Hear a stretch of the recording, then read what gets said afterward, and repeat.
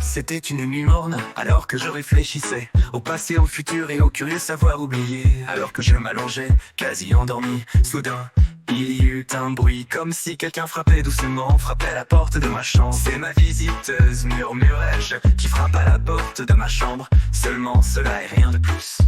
Oh, je me souviens très bien que c'était au cours du morne mois de novembre. Chaque braise mourante dans la cheminée faisait naître un fantôme sur le mur. Avec impatience, je souhaitais le lendemain.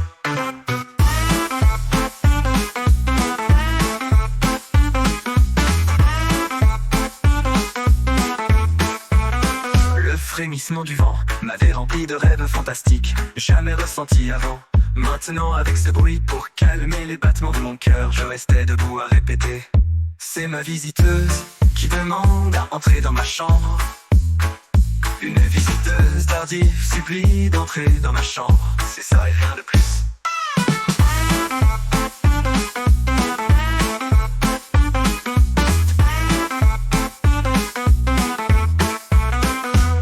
Je me souviens très bien que c'était au cours du morne mois de novembre. Chaque braise mourante faisait naître un fantôme sur le mur.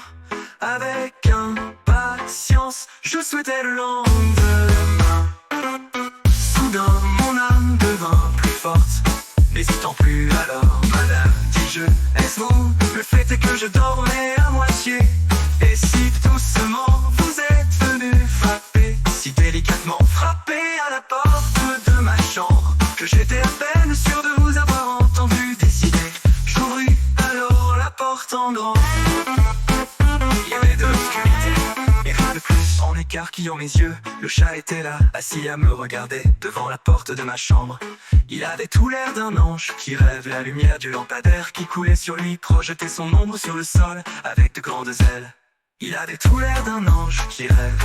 Ce n'était pas une déesse, ce n'était pas ma muse, c'était mon chat qui s'amuse. Ce n'était pas une déesse, ce n'était pas ma muse, c'était mon chat qui s'amuse. Seulement cela et rien de plus.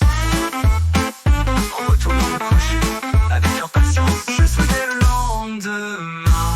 Enfin retrouver celle que j'attendais, voir celle que j'attendais, au lieu de la rêver.